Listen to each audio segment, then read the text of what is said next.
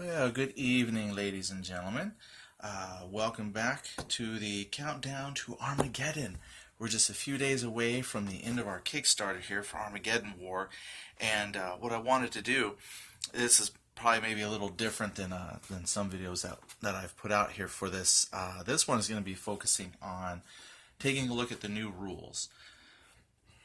The cover is kind of, have to rotate it to see it, but anyway, this hasn't quite been pushed live yet, so everything is still kind of a work in progress. But I wanted to give you a sneak peek at the new rules, and I don't have a date on when they'll come out. You might not even quite see this entirely, as they continue to work on things. But I wanted to just kind of give you a sneak peek that the rules revisions are coming along great, and I was actually really, really excited to see this come out because the rules are not overly complicated. Me and the way my brain works, I tend to overcomplicate everything. But what's really nice is in this latest rules revision, things are laid out. They're really, really coming together with the layout. Some new graphics are coming in for like the dice. Just the way things are kind of been broken up to explain stuff. It's coming along really, really good. And the reason I really wanted to share this was on Board Game Geek, someone asked, is this an okay game for a first-time wargamer? Someone who's maybe played like some Star Wars Armada, and Greg Porter, his name's on here, game design. He said that probably this isn't the best for a new beginner. It does have some elements of complication to it. If you're not used to using custom dice for gaming, things like that, it might not be the best game for a new wargamer. But I think at the same time, if you had someone explain the rules, you could probably pick it up pretty well. Well, I'm not going to read the rule book to you, but what I want to do is just kind of show you some of the things that are in the rules, how they're laid out, and that even for a beginner, if you take your time with it, you can get some of those basic concepts down. We talked about basic combat before, and I just want to show you how things are laid out here, and they continue to improve the layout, that it's actually making the rules a lot easier for me to find answers quickly and that are very relevant to questions that come up. Okay, so enough introduction. But that's how this starts off. You got an introduction to the game, what it's about, a little history of the conflict, and it goes right into the dice. The dice are the heart of the game, right? We've seen dice videos, we've talked about dice, we show dice in combat, and this does a very good job from the beginning to explain how they're used. We're talking about their three colors, black dice, intense fire red dice, normal fire is black, weak fire green, and it just kind of explains that you have number of dice, then there's the dice quality, the dice number that you possibly can roll based on different modifiers that you'll read about later. It even says like your action status for multiple units, combined fire, plus your modifiers that can improve or lessen the dice quality, which is explained right there. Firepower refers to the number of dice you can roll. So again, it continues to explain the importance of dice. One thing that I do sometimes is I keep mixing up the words like success and firepower, because when I'm thinking to different games, I played many games with dice, like X-Wing, Armada, Star Wars Armada, Star Wars X-Wing, even just about anything by Fantasy Flight game. They use dice, so I tend to interchange words. But what's really nice here is they're doing a very good job laying out terms and definitions that are specific to this game. So if you just kind of put those other games aside, and then as you read the rules, start to focus on the parts that are called out, and they do a great job of highlighting in different colors, different blocks to show examples. Excess dice modifiers are lost. So these are things that we've talked about, but they're doing a fantastic job really improving the layout to show you where to find these things easily if you have to come back to it. There's your dice probabilities, what you could roll based on the color of dice. I've always enjoyed this section, really explaining the counter layout and starting to dip into what some of the different numbers represent. The support weapons are fantastic, so again, explaining the layout. What I really like is the wording. Pretty much everything is almost word for word between the older set of rules and the rules that are coming out here. But again, the layout is, they're improving the layout always, helping to explain possible colors for what the different defenses mean, or the attack values, because when we talk about combat, yellow is like for the tank, red is anti-infantry, blue is anti-air, which I haven't shown in any videos yet. Your nationalities are explained. What I really like here is this nice call out on how to determine, range based on if there's a black circle, red circle, green circle. Everything is just really called out nice in these big blocks. The administrative counters are laid out very well for you to explain, when you have a green or the yellow color, what the blue represents. And then again, very special call outs for notes clearly defined right there. An explanation of the action steps. So what's also nice is you kind of get the creator notes as you go along as well, to help you kind of get that behind the scenes. Why are we doing things the way we're doing? So Greg has a lot of great insight to the game system as well. Then explaining how your counter is damaged. Then the turn structure. This is also a very unique aspect of the game. There's no turn, so you're just continually going phase after phase after phase. So here I think they've also really doing a great job explaining. Not that they didn't do a good job explaining before, but again, really helping to clarify and give great examples and a layout that helps you to find this information quickly. So quickly, there's the turn structure, draw your command sheet, upkeep actions, unit actions, and then end actions, and then all of those steps, clearly defined. It's just nice to see that they're all important notes highlighted and marked throughout the rules. So there's your different upkeep actions, your morale recovery, talking about how to recover your step losses, how to recover possibly more step losses if you're, meet certain criteria, how to use your logistic and command markers, which when we did sample combat, we mentioned that there's a logistic and command marker, but here it explains what it actually is. And what's cool is the scenarios define if you need those markers. So when you start the game, well, we'll see when we get to the scenarios. They don't overwhelm you with all the rules. So they're all here, easy to find as you need them. Then there's the unit actions. You got move and fire. And what's cool down here, again, is the great chart telling you what you can or cannot do based on your damage, your step levels, if you will. So if you're shaken, then you can't fire, op fire, or retreat, but you can counter fire and participate in close combat. Pinned is similar action. You get to do retreat, counter fire, close combat, and if you have no step on you, you can do all the actions. So whoever puts together like a quick reference sheet for this, a lot of their work is done. It pretty much will just be copying these important blocks of information out. Movement, right? Just like most games, you got a nice explanations of movement, different types of terrain. Again, we're still filling in all the different graphics for all the different terrain. Reality notes, so I was talking about stacking limit sizes. I always like this. Why do we put limits?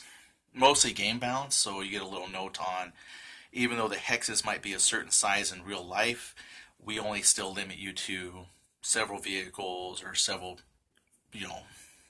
groups of men at a time, even though you could possibly fit a lot more. So again, you get to get the designer insights as you move along here. And just keep going there. Moving fire, this is always a good one too. So again, a few notes on the reality of combat and why we game out some things the way we do. As you move into moving fire, there's going to be a spot here to, let's see here. I thought I had,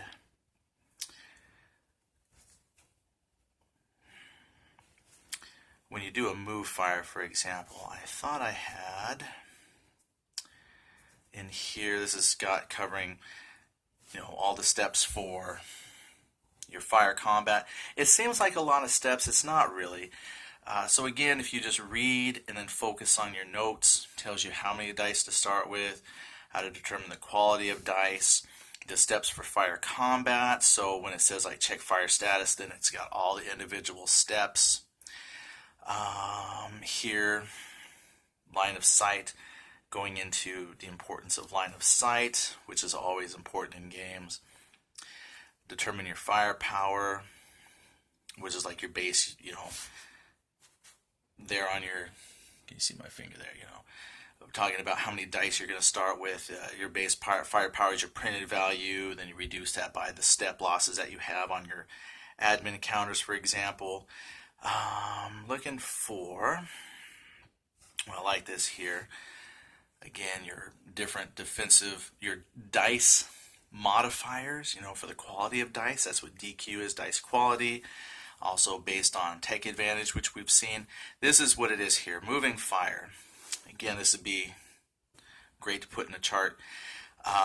If you move like less than half your speed, and then like more than half your speed, you reduce your quality of shooting by the numbers here. So it was nice to find that here in the chart. Like I said, here you go, and then it talks about moving fire a little bit better. It's just that one is always one that kind of gets me to try and remember, because a lot of games, there's a set penalty usually. It doesn't matter how much you move. But here, in Armageddon War, you're going to get a modifier based exactly on how much you move. So if you use all your movement, you get the -3. If you use at least half, but less than all the movement, you get a -2. If you move less than half your movement, it's a -1. So this actually kind of lets you decide how far you want to move and how much of a penalty you want to take when shooting.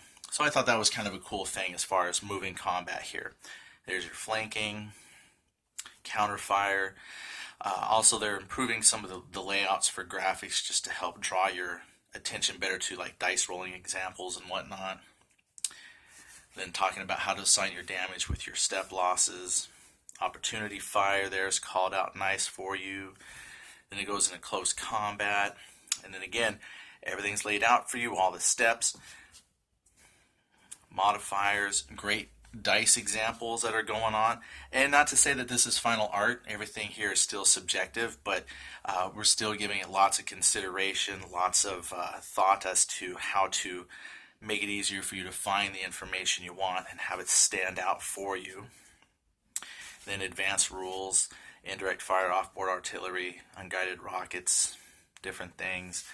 Drones, limited munitions from like drones, hidden unit snipers, IEDs, minefields. So airfield. Someone else asked if there are air units.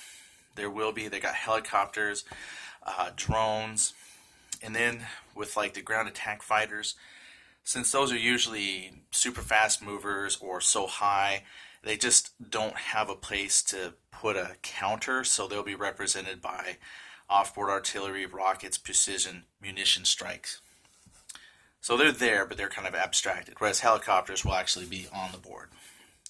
How to handle civilians, keywords. And this is pretty cool when you talk about the autonomous robots here.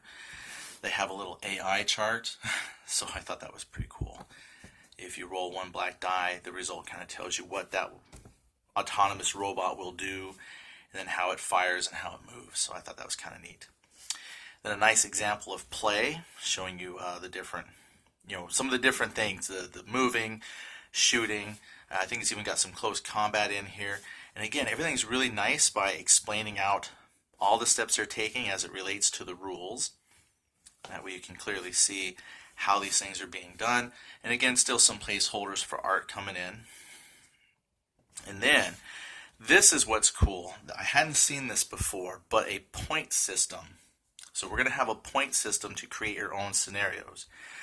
I haven't even totally read all this. Almost looks like it says you can assign units of point value based on this scale. So you could assign your own points or go with the points here. So I suppose if you created units, then you could assign points based on this system here. Otherwise, here's going to be units in the game with like how many you get in a, I wonder if that's per like platoon, or how many you get if I buy 4 M1A4s, for example. 4 of them, that's 29 points. Like I said, I haven't really read through this.